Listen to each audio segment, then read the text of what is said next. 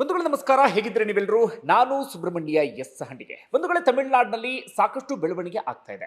ನಿಮ್ಮೆಲ್ಲರಿಗೂ ಕೂಡ ಗೊತ್ತಿರುವ ಹಾಗೆ ಅಲ್ಲಿ ಚುನಾವಣೆ ಮುಗಿದು ಫಲಿತಾಂಶ ಬಂತು. ವಿಜಯ್ ನೇತೃತ್ವದ ಟಿವಿಕೆ 108 ಸ್ಥಾನವನ್ನ ಗೆಲ್ಲುವಲ್ಲಿ ಯಶಸ್ವಿಯಾಗಿದೆ. ಆದರೆ ಬಹುಮತಕ್ಕೆ 118 ಸ್ಥಾನ ಬೇಕು. ಇದರ ನಡುವೆ ಪ್ರಮಾಣ ವಚನಕ್ಕೆ ಅಲ್ಲಿನ ನೆಹರು ಮೈದಾನದಲ್ಲಿ ಎಲ್ಲ ಸಿದ್ಧತೆಯನ್ನ ಕೂಡ ಮಾಡಿಕೊಳ್ಳಲಾಗಿತ್ತು. ಪ್ರಮಾಣ ವಚನ ಸ್ವೀಕರಿಸುವುದನ್ನು ಕಣ್ತುಂಬಿಕೊಳ್ಳಬೇಕು ಅಂತ ರಾಜ್ಯದ ಮೂಲೆ ಮೂಲೆಯಿಂದಲೂ ಕೂಡ ಸಾಕಷ್ಟು ಮಂದಿ ಇವತ್ತು ಆಗಮಿಸಿದ್ರು. ಆದ್ರೆ ಅವರೆಲ್ಲರೂ ಕೂಡ ಇದೀಗ ನಿರಾಸೆಯಿಂದ ವಾಪಸ್ ಹೋಗುವಂತ ಪರಿಸ್ಥಿತಿ ಎದುರಾಗಿದೆ. ಹಾಗೆ ವಿಜಯ್ ಯಾವಾಗ ಸಿಎಂ ಆಗಿ ಪ್ರಮಾಣ ವಚನವನ್ನ ಸ್ವೀಕರಿಸ್ತಾರೆ ಅಥವಾ ನಿಜಕ್ಕೂ ಸಿಎಂ ಆಗಿ ಪ್ರಮಾಣ ವಚನವನ್ನು ಸ್ವೀಕರಿಸ್ತಾರ, ಅದಕ್ಕೆ ಸಂಬಂಧಪಟ್ಟ ಹಾಗೆ ಈ ಹಂತದವರೆಗೆ ಯಾವುದೇ ಕ್ಲಾರಿಟಿಯೂ ಕೂಡ ಇಲ್ಲ. ನಾನಾ ರೀತಿಯಾದಂಥ ಬೆಳವಣಿಗೆ ಆಗ್ತಾ ಇದೆ. ಯಾವ ಹಂತದಲ್ಲಿ ಯಾವ ರೀತಿಯಾದಂಥ ಡೆವಲಪ್ಮೆಂಟ್ ಬೇಕಾದರೂ ಆಗುವಂಥ ಸಾಧ್ಯತೆ ಇದೆ. ಪ್ರಮುಖವಾಗಿ ನಟ ವಿಜಯ್ಗೆ ರಾಜ್ಯಪಾಲರು ಇದೀಗ ಶಾಕ್ ಕೊಟ್ಟಿದ್ದಾರೆ. ಒಂದು ಬೆಳವಣಿಗೆ.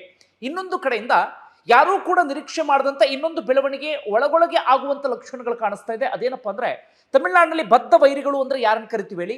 ಎಐಎಡಿಎಂಕೆ ಹಾಗೆ ಡಿಎಂಕೆ, ಕಾಂಗ್ರೆಸ್ ಮತ್ತೆ ಬಿಜೆಪಿ ರೀತಿಯಲ್ಲಿ ಅವರು ಕೂಡ ಬದ್ಧ ವೈರಿಗಳು. ಆದ್ರೆ ಅವರೇ ಒಂದಾಗುವಂತ ಒಂದಷ್ಟು ಲಕ್ಷಣಗಳು ಕಾಣಿಸ್ತಾ ಇದೆ. ಹಾಗೇನಾದ್ರೂ ಆಯ್ತು ಅಂತಾದ್ರೆ ಅದು ಬಹಳ ದೊಡ್ಡ ಮಟ್ಟಿಗಿನ ಬೆಳವಣಿಗೆ ಅಂತ ಹೇಳಿ ಕರೆದುಕೊಳ್ಳುತ್ತೆ. ಇನ್ನೊಂದು ಕಡೆಯಿಂದ ಇದರ ನಡುವೆ ವಿಜಯ್ ಸುಪ್ರೀಂ ಕೋರ್ಟ್ ಮೆಟ್ಟಿಲನ್ನ ಹತ್ತಾರ, ಇಂಥದ್ದೊಂದು ಚರ್ಚೆ ನಡೀತಾ ಇದೆ. ಒಂದಷ್ಟು ವಿವರವನ್ನು ಗಮನಿಸ್ತಾ ಹೋಗೋಣ. ಪ್ರಮುಖವಾಗಿ ನಾನು ನೀಡುವಂತಹ ಮಾಹಿತಿ ಏನಪ್ಪಾ ಅಂದ್ರೆ, ರಾಜ್ಯಪಾಲರು ಹಾಗಾದ್ರೆ ಹೀಗೆ ಮಾಡಬಹುದಾ? ರಾಜ್ಯಪಾಲರಿಗೆ ಇರುವಂತ ಅವಕಾಶ ಅಥವಾ ಹಕ್ಕು ಏನು, ಅಥವಾ ಸಂವಿಧಾನ ಅಥವಾ ಕಾನೂನು ಏನು ಹೇಳುತ್ತೆ? ಅದಕ್ಕೆ ಸಂಬಂಧಪಟ್ಟ ವಿವರವಾದಂಥ ಮಾಹಿತಿಯನ್ನ ಗಮನಿಸ್ತಾ ಹೋಗೋಣ. ಮೊದಲಿಗೆ ಆದಂಥ ಬೆಳವಣಿಗೆ ಏನಪ್ಪಾ ಅಂದ್ರೆ, ನಟ ವಿಜಯ್ ಏನ್ ಮಾಡ್ತಾರೆ, ರಾಜ್ಯಪಾಲರ ಬಳಿ ಹೋಗ್ತಾರೆ, ಲೋಕಭವನಕ್ಕೆ ಹೋಗ್ತಾರೆ. ರಾಜ್ಯಪಾಲರ ಬಳಿ ಸರ್ಕಾರ ರಚನೆಗೆ ಹಕ್ಕನ್ನು ಮಂಡಿಸ್ತಾರೆ. ನಿನ್ನೆ ಆದಂತಹ ಬೆಳವಣಿಗೆ. ಆ ಸಂದರ್ಭದಲ್ಲಿ ರಾಜ್ಯಪಾಲರು ಹೇಳ್ತಾರೆ, 118 ಸ್ಥಾನಗಳಿಗೆ ಸಂಬಂಧಪಟ್ಟ ಹಾಗೆ ನಮಗೆ ದಾಖಲೆ ಬೇಕು, ಅಂದ್ರೆ ಶಾಸಕರ ಸಹಿ ಬೇಕು, 118 ಶಾಸಕರ ಸಹಿ ಬೇಕು ಎನ್ನುವಂತ ರೀತಿಯಲ್ಲಿ ಹೇಳ್ತಾರೆ. ಸಹಿ ತಗೊಂಡು ಬನ್ನಿ, ಅದಾದ ಬಳಿಕ ಸರ್ಕಾರ ರಚನೆಗೆ ನಾನು ಅವಕಾಶವನ್ನ ಮಾಡಿಕೊಡ್ತೇನೆ ಎನ್ನುವಂತ ರೀತಿಯಲ್ಲಿ. ಹೀಗಾಗಿ ಹೋದಂತ ವಿಜಯ್ ನಿರಾಸೆಯಿಂದಲೇ ವಾಪಸ್ ಬರುವಂತ ಪರಿಸ್ಥಿತಿ ಎದುರಾಗಿ ಬಿಡುತ್ತೆ. ಅದಾದ ನಂತರ ಕಾಂಗ್ರೆಸ್ ಏನ್ ಮಾಡುತ್ತೆ ಅಂದ್ರೆ, ಸುದೀರ್ಘ ಅವಧಿಯಿಂದ ಡಿಎಂಕೆ ಜೊತೆಗೆ ಮೈತ್ರಿ ಮಾಡ್ಕೊಂಡು ಬಂದಿದ್ರಲ್ಲ, ಆ ಡಿಎಂಕೆ ಮೈತ್ರಿಯನ್ನ ಕಡಿದುಕೊಂಡು ಟಿವಿಕೆ ವಿಜಯ್ಗೆ ಬೆಂಬಲವನ್ನ ಕೊಡ್ತಾರೆ 5 ಶಾಸಕರು. ಅಲ್ಲಿ ಒಂದಷ್ಟು ಬೆಳವಣಿಗೆ ಆಯ್ತು ಬಿಡಿ. ಡಿಎಂಕೆ ಒಂದಷ್ಟು ನಾಯಕರು ಅಸಮಾಧಾನ ವ್ಯಕ್ತಪಡಿಸಿದ್ರು, ಬೆನ್ನಿಗೆ ಚೂರಿ ಹಾಕಿತು ಕಾಂಗ್ರೆಸ್ ಎನ್ನುವಂತ ಮಾತನ್ನು ಹೇಳಿದ್ರು. ಹೀಗಾಗಿ ಸಹಜವಾಗಿ ಕುತೂಹಲ ಇದೆ. ಡಿಎಂಕೆ ಹಾಗೆ ಕಾಂಗ್ರೆಸ್ನ ಮೈತ್ರಿ ರಾಷ್ಟ್ರಮಟ್ಟದಲ್ಲೂ ಕಡಿದು ಹೋಗಿಬಿಡುತ್ತಾ, ಏನ್ ಕತೆ ಎನ್ನುವಂತ ರೀತಿಯಲ್ಲಿ. ಯಾಕಂದ್ರೆ 22 ಸಂಸದರಿದ್ದಾರೆ. ಅವ್ರೇನಾದ್ರೂ ಮೈನಸ್ ಆಯ್ತು ಅಂದ್ರೆ 235ರಿಂದ ಇಂಡಿ ಕೂಟದಲ್ಲಿ 22 ಮೈನಸ್ ಆದಂಗಾಗುತ್ತೆ. ಅದು ಪ್ರತ್ಯೇಕವಾದಂಥ ಬೆಳವಣಿಗೆ ಬಿಡಿ. ಅದಕ್ಕೆ ಸಂಬಂಧಪಟ್ಟಾಗ ನಿನ್ನೆಯ ಸಾಕಷ್ಟು ಮಾಹಿತಿಯನ್ನ ನಾನು ನಿಮ್ಮ ಮುಂದೆ ಇಟ್ಟಿದ್ದೇನೆ. ಒಟ್ಟಾರೆ ಕಾಂಗ್ರೆಸ್ ಬೆಂಬಲವನ್ನು ಕೊಡ್ತಾ ಅಲ್ಲಿಗೆ ಎಷ್ಟಾಯ್ತು ಹೇಳಿ? 108 + 5 ಅಂದಾಗ 113 ಆಯ್ತು. ಅದ್ರಲ್ಲಿ ಒಂದು ಮೈನಸ್ ಆಗುತ್ತೆ. ಕಾರಣ ವಿಜಯ್ 2 ಕ್ಷೇತ್ರಗಳಲ್ಲಿ ಸ್ಪರ್ಧೆಯನ್ನ ಮಾಡಿದ್ರು, ಒಂದರಲ್ಲಿ ರಾಜೀನಾಮೆಯನ್ನು ಕೊಡಬೇಕಾಗತ್ತೆ. ಹೀಗಾಗಿ 107 + 5 ಅಂದ್ರೆ 112 ಆಯ್ತು. ಇನ್ನು 6 ಸ್ಥಾನಗಳು ಬೇಕು.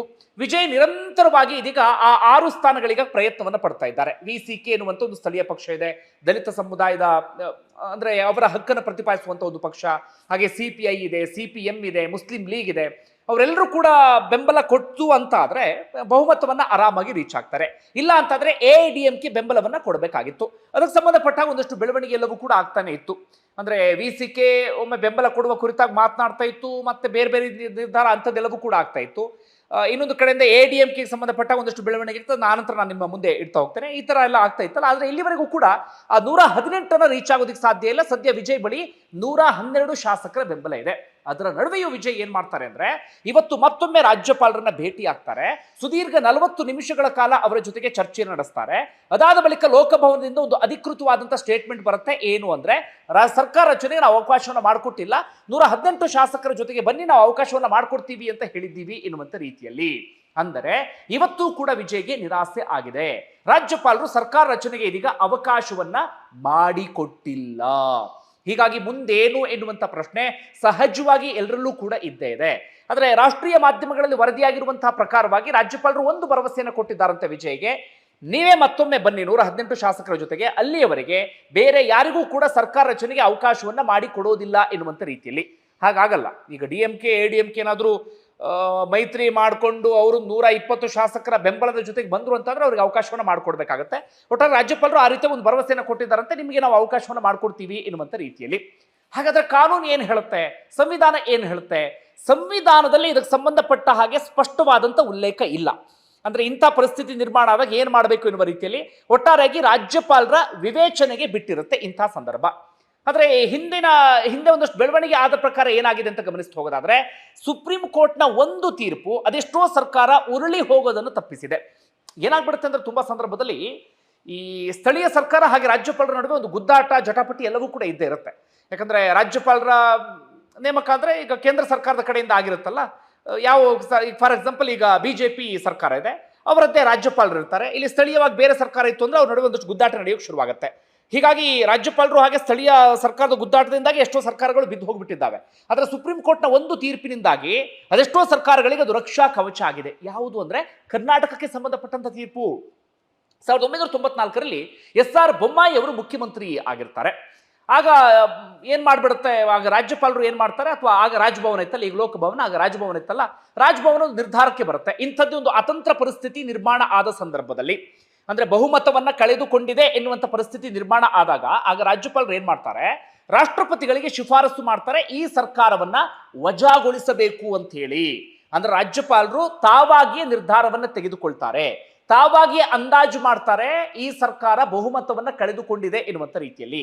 ಹಾಗಾಗಿ ಆಗ SR ಬೊಮ್ಮಾಯಿ ಏನ್ ಮಾಡ್ತಾರೆ, ಸೀದಾ ಸುಪ್ರೀಂ ಕೋರ್ಟ್ನ ಮೊರೆ ಹೋಗ್ತಾರೆ. ಆಗ ಸುಪ್ರೀಂ ಕೋರ್ಟ್ ಏನ್ ಮಾಡುತ್ತೆ, ರಾಜ್ಯಪಾಲರಿಗೆ ಹಿಗ್ಗಾಮುಗ್ಗ ತರಾಟೆಗೆ ತೆಗೆದುಕೊಳ್ಳುತ್ತೆ. ಏನ್ ಹೇಳುತ್ತೆ ಸುಪ್ರೀಂ ಕೋರ್ಟ್, ಈ ಬಹುಮತದ ವಿಚಾರಕ್ಕೆ ಸಂಬಂಧಪಟ್ಟ ಹಾಗೆ ರಾಜ್ಯಪಾಲರು ನಿರ್ಧಾರ ತೆಗೆದುಕೊಳ್ಳೋಕ್ಕಾಗಲ್ಲ, ಅಥವಾ ರಾಜ್ಯಪಾಲರ ಮುಂದೆ ಶಾಸಕರ ಪೆರೇಡ್ ನಡಿಬೇಕು ಅಂತ ಇಲ್ಲ, ಅಥವಾ ರಾಜ್ಯಪಾಲರು ಒಂದು ಅಂದಾಜಿನ ಮೇರೆಗೆ ಇದು ಬಹುಮತವನ್ನ ಕಳೆದುಕೊಂಡಿದೆ ಎನ್ನುವಂತ ರೀತಿಯಲ್ಲಿ ಇಲ್ಲ. ನೀವು ಬಹುಮತವನ್ನ ಸಾಬೀತುಪಡಿಸೋದಿಕ್ಕೆ ಸದನದಲ್ಲಿ ಅವಕಾಶವನ್ನ ಮಾಡಿಕೊಡ್ಬೇಕು ಎನ್ನುವಂತ ರೀತಿಯಲ್ಲಿ ಹೇಳುತ್ತೆ. ಆಗ ರಾಜ್ಯಪಾಲರಿಗೆ ಮುಖಭಂಗ ಆಗಿರುತ್ತೆ. SR ಬೊಮ್ಮಾಯಿ ಸರ್ಕಾರಕ್ಕೆ ಆ ಸಂದರ್ಭದಲ್ಲಿ ಗೆಲುವು ಆಗಿರುತ್ತೆ. ಇವತ್ತಿಗೂ ಕೂಡ SR ಬೊಮ್ಮಾಯಿ ಪ್ರಕರಣ ಅಂತೇಳಿ ಸಾಕಷ್ಟು ಪ್ರಸಿದ್ಧಿಯನ್ನ ಪಡೆದಿದೆ. ಆ ಪ್ರಕಾರವಾಗಿ ಅಂದ್ರೆ ಆ ತೀರ್ಪಿನ ಪ್ರಕಾರವಾಗಿ ಏನು ಅಂತಂದ್ರೆ, ಈಗ ವಿಜಯ್ ಅವರ ಉದಾಹರಣೆಯನ್ನು ತೆಗೆದುಕೊಳ್ಳೋದಾದ್ರೆ, ವಿಜಯ್ ಅವರಿಗೆ ಮೊದಲಿಗೆ, ಈಗ TVK ಪಕ್ಷದ ವಾದವೂ ಕೂಡ ಅದೇ ಆಗಿದೆ, ವಿಜಯ್ ಅವರಿಗೆ ಮೊದಲಿಗೆ ಸಿಎಂ ಆಗಿ ಪ್ರಮಾಣ ವಚನವನ್ನು ಸ್ವೀಕರಿಸೋದಕ್ಕೆ ಅವಕಾಶವನ್ನ ಮಾಡಿಕೊಡ್ಬೇಕು. ಅದಾದ ಬಳಿಕ ಸದನದಲ್ಲಿ ಬಹುಮತ ಸಾಬೀತಿಗೆ ಅಥವಾ ವಿಶ್ವಾಸ ಮತ ಸಾಬೀತಿಗೆ ಅವಕಾಶವನ್ನ ಮಾಡಿಕೊಡ್ಬೇಕಾಗುತ್ತೆ. ಅಂದ್ರೆ ಆ ತೀರ್ಪಿನ ಆಧಾರದ ಮೇಲೆ ನಾನು ಹೇಳ್ತಾ ಇರೋದು. ಸಂವಿಧಾನ ಹೀಗೆ ಹೇಳಿದ್ಯಾ ಅಂದ್ರೆ ಇಲ್ಲ, ಅದು ರಾಜ್ಯಪಾಲರ ವಿವೇಚನೆಗೆ ಬಿಟ್ಟಿದ್ದು. ಹೇಗೆ ಅಂದ್ರೆ, ಯಾರು ಬಹುಮತವನ್ನು ಪಡೆದುಕೊಂಡಿದ್ದಾರೆ ಅವರಿಗೆ ಸರ್ಕಾರ ರಚನೆಗೆ ಆಹ್ವಾನವನ್ನ ಕೊಡ್ತಾರೆ. ಅವ್ರಿಗೆ ಸಾಧ್ಯ ಆಗಿಲ್ಲ ಅಂದ್ರೆ ಇನ್ಯಾರು ಬಹುಮತವನ್ನ ಸಾಬೀತುಪಡಿಸೋದಕ್ಕೆ ಸಿದ್ಧ ಇದ್ದಾರೆ, ಮೈತ್ರಿ ಮಾಡ್ಕೊಂಡೆ ಇನ್ನೊಂದು, ಅವರಿಗೆ ಅವಕಾಶವನ್ನ ಮಾಡಿಕೊಡ್ಬೇಕು. ಯಾವುದೂ ಆಗಿಲ್ಲ, ಅತಂತ್ರ ಪರಿಸ್ಥಿತಿ ನಿರ್ಮಾಣ ಆಯ್ತು ಅಂದ್ರೆ ರಾಷ್ಟ್ರಪತಿ ಆಳ್ವಿಕೆ ಹೇರಿಕೆಗೂ ಕೂಡ ಅವಕಾಶ ಇದೆ. ಇವೆಲ್ಲವೂ ಕೂಡ ರಾಜ್ಯಪಾಲರ ವಿವೇಚನೆಗೆ ಬಿಟ್ಟಿರುತ್ತೆ. ಆದರೆ ಸುಪ್ರೀಂ ಕೋರ್ಟ್ನ ಆ ತೀರ್ಪಿನ ಆಧಾರದ ಮೇಲೆ ನಾವು ನೋಡ್ತಾ ಹೋಗೋದಾದ್ರೆ, ಈಗ ವಿಜಯ್ಗೆ ಅವಕಾಶವನ್ನ ಮಾಡಿಕೊಡ್ಬೇಕಿತ್ತು, ಸದನದಲ್ಲಿ ಬಹುಮತವನ್ನ ಸಾಬೀತುಪಡಿಸಿ ಎನ್ನುವಂತ ರೀತಿಯಲ್ಲಿ ಸೂಚನೆಯನ್ನು ಕೊಡಬೇಕಾಗಿತ್ತು. ಆ ಕಾರಣಕ್ಕಾಗಿಯೇ ಇದೀಗ TVK ಪಕ್ಷದ ಕಾರ್ಯಕರ್ತರು ರಾಜ್ಯಪಾಲರ ವಿರುದ್ಧವಾಗಿ ಲೋಕಭವನದ ಮುಂದೆ ಪ್ರತಿಭಟನೆ ಮಾಡಿದ್ರು, ತಮ್ಮ ಆಕ್ರೋಶವನ್ನ ಹೊರಹಾಕಿದ್ರು.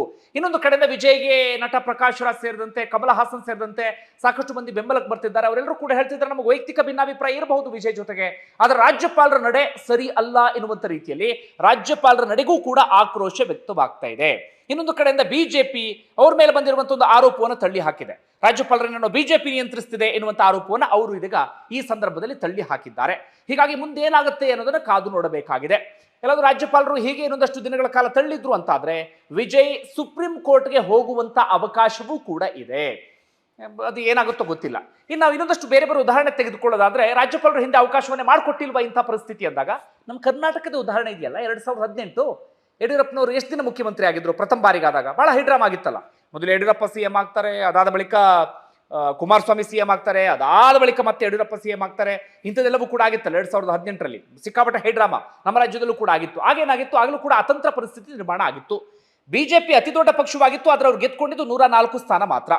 ಅವರಿಗೆ ಬಹುಮತಕ್ಕೆ ಎಷ್ಟು ಬೇಕಿತ್ತು, 112 ಸ್ಥಾನಗಳು ಆ ಸಂದರ್ಭದಲ್ಲಿ ಬೇಕಿತ್ತು. ನಿಮ್ಮೆಲ್ಲರಿಗೂ ಕೂಡ ಗೊತ್ತೇ ಇದೆ ನಮ್ಮ ರಾಜ್ಯದಲ್ಲಿ. ಹಾಗೆ ಏನ್ ಮಾಡಿದ್ರು, ರಾಜ್ಯಪಾಲರಾಗಿರುವಂಥ ವಜುಭಾಯಿ ವಾಲಾ JDS ಮತ್ತೆ ಕಾಂಗ್ರೆಸ್ನವರು ರೆಡಿ ಇದ್ರು, ನಾವು ಬಹುಮತವನ್ನ ಸಾಬೀತುಪಡಿಸ್ತೀವಿ ಎನ್ನುವ ರೀತಿಯಲ್ಲಿ, ನಾವಿಬ್ಬರು ಮೈತ್ರಿ ಮಾಡ್ಕೊಂಡು ಅಂತ ಹೇಳಿ. ಆದ್ರೆ ರಾಜ್ಯಪಾಲ ವಜುಭಾಯಿ ವಾಲಾ ಏನ್ ಮಾಡ್ಬಿಡ್ತಾರೆ, ಯಡಿಯೂರಪ್ಪನವರಿಗೆ ಅವಕಾಶವನ್ನು ಮಾಡ್ಕೊಡ್ತಾರೆ. ಯಡಿಯೂರಪ್ಪನವ್ರು ಏನ್ ಮಾಡ್ತಾರೆ, ಆ ಸಂದರ್ಭದಲ್ಲಿ CM ಆಗಿ ಪ್ರಮಾಣ ವಚನವನ್ನು ಸ್ವೀಕರಿಸಿಯೇ ಬಿಡ್ತಾರೆ. ಅದಾದ ಬಳಿಕ ಈ ವಿಚಾರ ಸುಪ್ರೀಂ ಕೋರ್ಟ್ ಮೊರೆ ಹೋಗುತ್ತೆ. ಸುಪ್ರೀಂ ಕೋರ್ಟ್ ಹೇಳುತ್ತೆ ಯಡಿಯೂರಪ್ಪನವರಿಗೆ ನೀವು ಬಹುಮತವನ್ನ ಸಾಬೀತುಪಡಿಸಿ ಎನ್ನುವ ರೀತಿಯಲ್ಲಿ. ಯಡಿಯೂರಪ್ಪನವರು ಆಗ ಬಹಳ ಪ್ರಯತ್ನವನ್ನು ಪಟ್ಟರು. ಆಪರೇಷನ್ ಕಮಲ ಮತ್ತೊಂದು ಮಗದೊಂದು ಮೊದಲ ಹಂತದಲ್ಲಿ ಆ ಪ್ರಯತ್ನ ಫೇಲ್ಯೂರ್ ಆಯಿತು. ಆ ಕಾರಣಕ್ಕಾಗಿ ಯಡಿಯೂರಪ್ಪನವರು ಬಹುಮತ ಸಾಬೀತುಪಡಿಸೋಕು ಮುನ್ನವೇ ರಾಜೀನಾಮೆಯನ್ನ ಕೊಟ್ಟಿದ್ರು. ನಿಮ್ಗೆ ನೆನಪಿರಬಹುದು, ಆಗ ಬಹಳ ಹೈಡ್ರಾಮ್ ಆಗಿತ್ತು. ಸದನದಲ್ಲಿ ಯಡಿಯೂರಪ್ಪನವರೊಂದು ಸುದೀರ್ಘವಾದಂಥ ಭಾಷಣವನ್ನ ಮಾಡಿದ್ರು. ಕುಮಾರಸ್ವಾಮಿಯನ್ನು ಉದ್ದೇಶಿಸಿ ಹೇಳಿದ್ರು, ನೋಡಿ ಈ ಅಪ್ಪ ಮಕ್ಕಳು ಕಾಂಗ್ರೆಸ್ನವರಿಗೆ ಬೆನ್ನಿಗೆ ಚೂರಿ ಹಾಕ್ತಾರೆ, ನಿಮಗೆ ದ್ರೋಹವನ್ನ ಬಗಿತಾರೆ ಎನ್ನುವಂಥ ರೀತಿಯಲ್ಲಿ ಅಂತ ಒಂದಷ್ಟು ಹೈಡ್ರಾಮ್ಗಳೆಲ್ಲವೂ ಕೂಡ ಸೃಷ್ಟಿಯಾಗಿತ್ತು. ಇನ್ನ ಮಹಾರಾಷ್ಟ್ರದಲ್ಲೂ ಕೂಡ ಆಗ್ಲೂ ಅಷ್ಟೇ, ಅಲ್ಲೂ ಬಹುಮತ ಬಂದಿರಲಿಲ್ಲ. ಆದರೆ ಬಿಜೆಪಿಯ ದೇವೇಂದ್ರ ಫಡ್ನವೀಸ್ ಅವರಿಗೆ ಅವಕಾಶವನ್ನು ಮಾಡಿಕೊಟ್ಟಿದ್ರು ರಾಜ್ಯಪಾಲರು. ಗೋವಾದಲ್ಲೂ ಬಿಜೆಪಿಗೆ ಅವಕಾಶವನ್ನು ಮಾಡಿಕೊಟ್ಟಿದ್ರು ರಾಜ್ಯಪಾಲರು. ಮಣಿಪುರದಲ್ಲೂ ಬಿಜೆಪಿಗೆ ಅವಕಾಶವನ್ನು ಮಾಡಿಕೊಟ್ಟಿದ್ರು ರಾಜ್ಯಪಾಲರು. ಹೀಗಾಗಿ ಮುಂದೆ ಏನಾಗುತ್ತೆ ಅನ್ನೋದನ್ನ ಕಾದು ನೋಡಬೇಕಾಗಿದೆ. ವಿಜಯ್ಗೆ ಇದೀಗ ಸುಪ್ರೀಂ ಕೋರ್ಟ್ ಮೊರೆ ಹೋಗುವಂತ ಅವಕಾಶ ಇದೆ. ಇಲ್ಲ ಅಂತಾದ್ರೆ 118 ಶಾಸಕರ ಬಲವನ್ನ ಸಾಬೀತುಪಡಿಸಬಹುದಾಗಿದೆ. ರಾಜ್ಯಪಾಲರು ಗಟ್ಟಿ ನಿರ್ಧಾರವನ್ನು ನೋಡ್ತಾ ಇದ್ರೆ 118 ಶಾಸಕರ ಸಹಿಯ ಜೊತೆಗೆ ಹೋಗುವ ಹೊರತಾಗಿ ರಾಜ್ಯಪಾಲರು ಅವಕಾಶವನ್ನ ಮಾಡಿಕೊಡುವ ರೀತಿಯಲ್ಲಿ ಕಾಣಿಸ್ತಾನೆ ಇಲ್ಲ. ರಾಜ್ಯಪಾಲರು ಯಾಕೆ ಈ ನಿರ್ಧಾರಕ್ಕೆ ಬಂದಿದ್ದಾರೋ, ಈ ಗಟ್ಟಿ ನಿರ್ಧಾರ ಅನ್ನೋದು ಅರ್ಥ ಆಗ್ತಾ ಇಲ್ಲ. ಅದರ ನಡುವೆ ಇನ್ನೊಂದಷ್ಟು ಬೆಳವಣಿಗೆ ಆಗ್ತಾ ಇದೆ. ಪ್ರಮುಖವಾಗಿ ವಿಜಯ್ ಏನ್ ಮಾಡ್ತಿದ್ದಾರೆ ಅಂದ್ರೆ ಸಣ್ಣ ಪುಟ್ಟ ಪಕ್ಷಗಳ ಬೆಂಬಲವನ್ನು ಪಡೆಯೋದಕ್ಕೆ ಪ್ರಯತ್ನವನ್ನ ಪಡ್ತಾ ಇದ್ದಾರೆ. ಆದ್ರೆ ಅದರ ನಡುವೆ ಇವತ್ತು ಸ್ಟಾಲಿನ್ ಏನ್ ಮಾಡಿದ್ದಾರೆ, ಆ ಸಣ್ಣ ಪುಟ್ಟ ಶಾಸಕರ ಜೊತೆಗೆ ಸಭೆ ನಡೆಸ್ತಾ ಇದ್ದಾರೆ. ಸಿವಿಕೆ ಜೊತೆಗೆ ಸಿಪಿಐಯು, ಸಿಪಿಎಂ, ಮುಸ್ಲಿಂ ಲೀಗು ಇವರೆಲ್ಲರೂ ಕೂಡ ಡಿಎಂಕೆ ಸಿದ್ಧಾಂತವೇ ಅಲ್ವಾ, ಅವರೆಲ್ಲರೂ ಕೂಡ ಇವತ್ತು ಸಭೆಗೆ ಆಹ್ವಾನವನ್ನ ಮಾಡಿದ್ದಾರೆ. ಬೆಂಬಲ ಕೋರೋದಿಕ್ಕೋ ಏನೋ ಒಂದು ಕೂಡ ಅರ್ಥ ಆಗ್ತಿಲ್ಲ. ಬೆಂಬಲ ಕೋರೋದಿಕ್ಕಂತಾದ್ರೆ ಅವ್ರು ಯಾವ ಡಿಸಿಷನ್ ಅಂದ್ರೆ ಏನು ಯೋಚನೆ ಮಾಡ್ತಿದ್ದಾರೆ ಅದು ಕೂಡ ಗೊತ್ತಾಗ್ತಿಲ್ಲ. ಒಂದಷ್ಟು ಚರ್ಚೆಗಳ ಪ್ರಕಾರವಾಗಿ ಏನು ಅಂತಂದ್ರೆ ಡಿಎಂಕೆ ಹಾಗೆ ಎಡಿಎಂಕೆ ಮೈತ್ರಿಗೆ ಪ್ರಯತ್ನವನ್ನ ಪಡ್ತಾ ಇದ್ದಾರಂತೆ. ಪಳನಿಸ್ವಾಮಿಗೆ ಮುಖ್ಯಮಂತ್ರಿ ಆಗುವಂತ ಅವಕಾಶವನ್ನ ಮಾಡಿಕೊಡ್ತಾ ಇದ್ದಾರಂತೆ. ವಿಜಯರನ್ನ ಅಧಿಕಾರದಿಂದ ದೂರ ಇಡುವಂತ ಉದ್ದೇಶದಿಂದ. ಒಮ್ಮೆ ಅಧಿಕಾರಕ್ಕೆ ಬಂದ್ರು ಅಂತ ಆದ್ರೆ ಮುಂದಿನ ದಿನಗಳಲ್ಲೂ ಕೂಡ ಅವರು ಅಧಿಕಾರವನ್ನು ಪಡೆದು ಹೋಗಬಹುದು, ಲೋಕಸಭಾ ಚುನಾವಣೆಯಲ್ಲೂ ಕೂಡ ಅವ್ರ ಕೈ ಮೇಲಾಗಬಹುದು ಎನ್ನುವಂತ ಕಾರಣಕ್ಕಾಗಿ ಇಂಥೊಂದು ಚರ್ಚೆ ನಡೀತಾ ಇದೆ. ಊಹಾಪೋಹ, ಅದು ಎಷ್ಟರ ಮಟ್ಟಿಗೆ ಸಾಧ್ಯತೆಯೋ ಗೊತ್ತಿಲ್ಲ. ಆದರೆ ಸ್ಟಾಲಿನ್ ಸಭೆ ನಡೆಸ್ತಿರೋದು ನೋಡ್ತಾ ಇದ್ರೆ ಇದು ಊಹಾಪೋಹ ಅಲ್ಲ, ಯಾಕೋ ವಾಸ್ತವಕ್ಕೆ ಹತ್ತಿರ ಆಗಿರಬಹುದು ಎನ್ನುವ ರೀತಿಯಲ್ಲೂ ಕೂಡ ಅನಿಸ್ತಾ ಇದೆ. ಗೊತ್ತಿಲ್ಲ ಏನಾಗುತ್ತೆ ಎನ್ನುವಂಥ ರೀತಿಯಲ್ಲಿ ಸ್ಟಾಲಿನ್ ಈಗ ಸಭೆಯನ್ನು ಕರೆದಿದ್ದಾರೆ. ಡಿಎಂಕೆ ಮೈತ್ರಿ ಆಯಿತು ಅಂತಂದ್ರೆ ಅದು ಬಹಳ ದೊಡ್ಡ ಬ್ಲಾಸ್ಟಿಂಗ್ ಸುದ್ದಿ ಬಿಡಿ.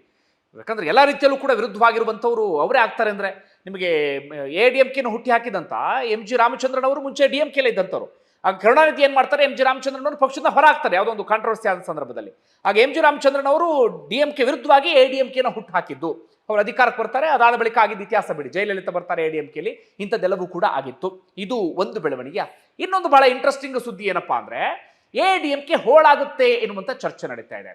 ಪಳನಿಸ್ವಾಮಿಗೆ ಈಗ ಟಿವಿಕೆಗೆ ಬೆಂಬಲ ಕೊಡೋದಕ್ಕೆ ಇಷ್ಟ ಇಲ್ಲ, ಬೇರೆ ಬೇರೆ ಕಾರಣಗಳಿಗಾಗಿ, ಪಕ್ಷದ ಅಸ್ತಿತ್ವವನ್ನು ಉಳಿಸ್ಕೊಳ್ಬೇಕು ಎನ್ನುವಂತ ಉದ್ದೇಶದಿಂದ.